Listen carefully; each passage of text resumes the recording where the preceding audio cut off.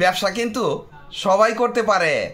কারি কারি টাকা ইনভেস্ট করলেন আর ব্যবসা শুরু করে দিলেন, ব্যবসা কিন্তু হবে না, ব্যবসা টিকাতে পারবেন না। যে কোনো ব্যবসা শুরু করার আগে একটা প্রপার গাইডলাইন তৈরি করেন, কিভাবে ব্যবসা করবেন, কোথায় করবেন, কি কি মাল নিয়ে আপনি আপনার ব্যবসাটা শুরু করবেন। এই সমস্ত চিন্তা ভাবনা যদি না করেন তা শুরু থেকেই, তাহলে আপনার ব্যবসা কখনোই টিকবে না। 5টি ব্যবসার আইডিয়া দিব, প্রত্যেকটা ব্যবসায় এতটা সহজ যে আপনি খুব সহজেই করতে পারবেন, পূর্ব কোনো অভিজ্ঞতার দরকার পড়বে না। ডিলারশিপ ব্যবসা, আপনার মুদি দোকানের ডিলারশিপ ব্যবসা করতে হলে আপনাকে একটু বুদ্ধি খাটানো লাগবে, কারণ আপনি যদি নির্দিষ্ট কোম্পানির মাল নিয়ে ব্যবসা করতে চান তাহলে কিন্তু 5-10 লাখ টাকা আপনার অগ্রিম দিতে হবে। আর আমি যে ব্যবসার কথা বলবো এই ক্ষেত্রে 50,000 টাকা পুঁজি যথেষ্ট।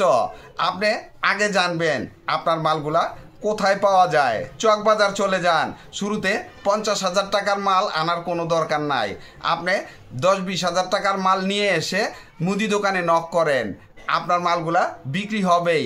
শুরুতে মুদি দোকানে যেসব মালগুলা কমনভাবে চলে, বেশি চলে, ওই সমস্ত মালগুলা যেমন চকলেট, চিপস, বিস্কুট, মোমবাতি, কলম, এই টাইপের কিছু কমন আইটেম আছে, এগুলা বাসায় নিয়ে আসেন। কোনো দোকানের দরকার নাই, গোডাউন নেওয়ার কোনো প্রয়োজন নাই, ভ্যান গাড়িরও দরকার নাই, আপনি বাজারের ব্যাগে করে মালগুলো নিয়ে যাবেন। আর যদি একটু স্ট্যান্ডার্ডভাবে করতে চান, একটা ক্যাশ মেমো বাজার থেকে শুরুতে ক্যাশ মেমো কিনে নিয়ে আসবেন, এরপর ক্যাশ মেমো আর স্যাম্পল নিয়ে বের হয়ে যান, অর্ডার কাটেন, বিভিন্ন দোকানে নক করেন, তারা কিন্তু অন্যজনের কাছ থেকে মালগুলো নিয়ে থাকে। তাই বাজারে যে রেটটা প্রচলিত আছে তার থেকে কমে বেচার চেষ্টা করেন।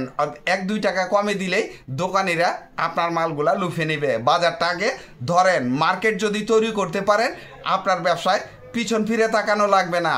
কাঁচা নুডলস, পাস্তা এবং চিপসের ব্যবসা, এই মালগুলা কোথায় পাবেন? সুয়ারিঘাটে এই মালগুলা পাইকারি দরে পেয়ে যাবেন। 70 থেকে 90 টাকা কেজি দরে মালগুলা কিনে নিয়ে আসবেন, বাসায় নিয়ে এসে একটা ভ্যান গাড়ি ভাড়া করবেন। শুরুতে ভ্যান গাড়ি কেনার দরকার নাই, ব্যবসা যদি না ভালো না লাগে ছেড়ে দিবেন। তাই ভ্যান গাড়ি না কিনে শুরুতে ভ্যান গাড়ি ভাড়া নিয়ে আপনি মহল্লায় বের হয়ে যান, ভ্যান গাড়িতে সুন্দর করে মালগুলা সাজাবেন যেন কাস্টমার আকৃষ্ট হয়, দেখলেই মালগুলা নিতে চায়। আর চেষ্টা করবেন একটু ভালো মানের মালগুলা নেওয়ার জন্য। তারপরে আপনি বিভিন্ন মহল্লায় ঘুরতে থাকেন, দেখেন আপনার মালগুলা চলবে। একটু ক্রাউড এরিয়ায় দাঁড়ান বা রানিং কোনো মহল্লায় যদি ঘুরতে পারেন তাহলে বেশি ভালো হয়। আর এই মালগুলা আপনি নির্দিষ্ট একটা প্রফিট মার্জিন রেখে বিক্রি করে দিবেন। আপনি দেখবেন যে এই মালে কোনো লস নাই, এইখানে যে টাকা আছে অনেকেই জানে না। ছোট ব্যবসায় কিন্তু সবসময় প্রফিট মার্জিন বেশি থাকে, এই হিসাবটা আমরা করি না, আমরা সবসময় বড় ব্যবসার চিন্তা করি। শুরুটা ছোট ব্যবসা দিয়ে করেন, আপনার এই ছোট ব্যবসাটাই এক সময় অনেক বড় হয়ে যাবে, আপনার পিছন ফিরে তাকানো লাগবে না। ইলেকট্রিক পণ্যের পাইকারি ব্যবসা, আপনার পুঁজি যদি কম থাকে তাহলে আপনি ইলেকট্রিক পণ্যের পাইকারি ব্যবসা করতে যাবেন। মালগুলা কোথায় পাবেন?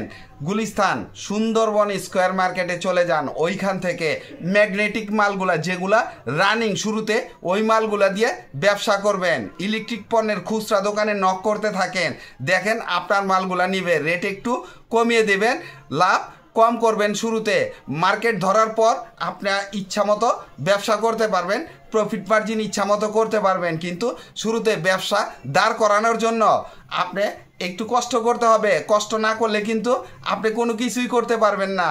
আপনি ঘরে বসে থাকলে একবেলা খাবার কেউ দিবে না, তাই আপনার খাবার যেহেতু আপনাকেই জোগাড় করতে হবে, তাই কষ্ট করা লাগবে। কষ্ট না করলে আপনার ব্যবসা কখনোই দাঁড় করাতে পারবেন না। ঘরে থেকে পুঁজি নিয়ে পুঁজি পকেটে রেখে আপনি যদি চিন্তা করেন এই ব্যবসা ওই ব্যবসা করব, কখনোই হবে না। নেমে যান, আগে যাচাই করেন যে এই ব্যবসাটা আপনাকে দিয়ে হবে কি না। আপনি খুচরা মার্কেট যাচাই করেন, পাইকারি মার্কেট যাচাই করেন, প্রফিট মার্জিন কত আছে জানেন। যে সমস্ত মালে প্রফিট মার্জিন বেশি ওই সমস্ত মালগুলো নিয়ে আপনার ব্যবসা শুরু করেন। মোয়া, নাড়ু, আচার, সন্দেশ, এই সমস্ত মালের আপনার পাইকারি ব্যবসা কিভাবে করবেন এই সমস্ত মালগুলা আপনি শুরুতে বাসায় তৈরি করেন। বাসায় কিভাবে তৈরি করবেন এগুলা অনলাইন থেকে জেনে নেন। আর এই যে সমস্ত মালের নাম বললাম এগুলা কিন্তু আপনি সাধারণত আমাদের বাসায় তৈরি হয়ে থাকে। আর শুরুতে আপনি এগুলা সুন্দর করে প্যাকেট করে করে মুদি দোকানে নক করেন। আমি কিন্তু মুদি দোকানের ব্যবসার কথাই বললাম, ছোট ছোট দোকানের ব্যবসার কথা বললাম। ছোট ছোট দোকানে নক করলে আপনার কাছ থেকে মাল 2 টাকা কমে দিলেই দোকানিরা নিতে থাকবে। আর যখন ব্যবসা দাঁড়িয়ে যাবে আপনার কিন্তু পিছন ফিরে তাকানো লাগবে না। এই ছোট ব্যবসায় কত পয়সা আছে আপনি একবার ব্যবসায় নেমে পড়লেই বুঝতে পারবেন। তিলের খাজা তৈরির ব্যবসা। তিলের খাজা তৈরি করাটা এতটাই সহজ যে আপনি প্রথমে শিখেন, অনলাইনে সার্চ করেন যে তিলের খাজা কিভাবে তৈরি করা হয়। চিনি আর তিল দিয়েই, ভাজা তিল দিয়ে এই ব্যবসা এই মালগুলা তৈরি করা হয়। তাহলে বাজার থেকে কাঁচা তিল কিনে নিয়ে আসেন, এরপরে বাসায় ফ্রাই করেন। যেহেতু আপনি অনলাইন থেকে সার্চ করে শিখবেন, অল্প দিয়ে শিখেন। প্রথমে ভালো হবে না, একটু চেষ্টা করেন ভালো করার জন্য। কারণ কেউ না কেউ ব্যবসা করে, মানুষ এগুলা পারে। মানুষ পারলে আপনাকেও পারতে হবে। যেহেতু পুঁজি আপনার অল্প, মাত্র 5,000 টাকা পুঁজি নিয়েই আপনি এই তিলের খাজা তৈরির ব্যবসা করতে পারেন।